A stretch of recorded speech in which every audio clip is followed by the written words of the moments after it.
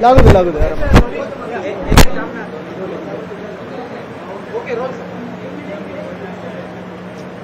कालपासून एक धक्कादायक बातमी मी ऐकलेली आहे, आपण पण सगळ्यांनी पाहिली असेल. देशामध्ये हॉकीचं एशिया कप होत आहे आणि आपल्या देशाच्या स्पोर्ट्स मिनिस्ट्रीने पाकिस्तानला खेळण्यासाठी एनओसी दिलेली आहे.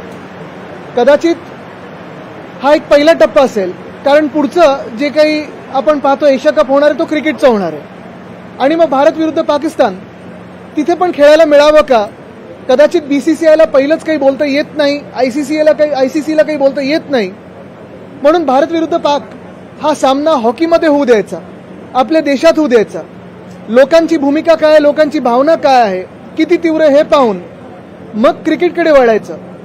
हे जर धोरण भाजपचं असेल, केंद्र सरकारचं असेल, तर मला वाटतं त्यांनी स्पष्टीकरण द्यावं की मग गेल्या 2-4 महिन्यामध्ये जे काही आपण चित्र पाहतोय आणि खास करून मे नंतर जेव्हा आपण पाहिलं असेल, एप्रिलमध्ये पहलगामचा हमला झाला, अजूनही ते अतिरेकी कुठे आहेत हे कोणालाही माहिती नाहीत, पकडले गेले नाहीयेत. मध्यंतरी अजून एक धक्कादायक गोष्ट ही आली की एनआयएने सांगितलं की जे स्केचेस होते ते पण चुकीचे होते. म्हणजे पाकमधून जे अतिरेकी आले, जे पाकडे अतिरेकी आपल्या देशात आले, त्यांना पकडलेलं नाहीये, कुठे आहेत हे माहिती नाहीये. ऑपरेशन सिंदूर झालं न झालं त्याच्यानंतर आपले डेलिगेशन्स जगभरात गेले, मोठ्या लोकांना, मोठ्या नेत्यांना भेटण्याचा प्रयत्न केला. पण हे सगळं होऊन भाजपला जर वाटत असेल की ठीक आहे आपण ह्याच्यावर मतं मिळवून लोकांना फसवू शकतो आणि मग बिझनेस एज युज्युअल करू शकतो, हे चालणार नाही. भाजपने आणि केंद्र सरकारने देशाला उत्तर देणं गरजेचं आहे की खरोखर आपल्या देशामध्ये होणारा एशिया कप आणि मग यूएईमध्ये होणारा एशिया कप, पहिलं हॉकीसाठी आणि मग क्रिकेटसाठी, इथे तुम्ही पाकड्यांबरोबर खेळणार आहात की नाही, हे स्पष्ट उत्तर आम्हाला केंद्र सरकारकडून हवंय.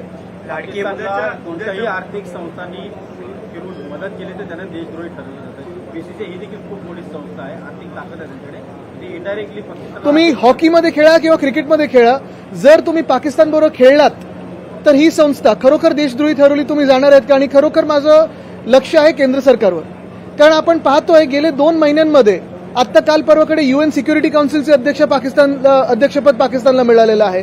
एशिया डेव्हलपमेंट बँक असेल, वर्ल्ड बँक असेल, IMF असेल, कितीही प्रयत्न केले तरी पाकिस्तानला फंड तर जात आहे.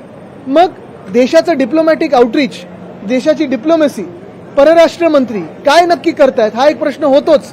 पण जे तुमच्या हातात आहे, क्रिकेट तर पूर्णपणे हातात आहे.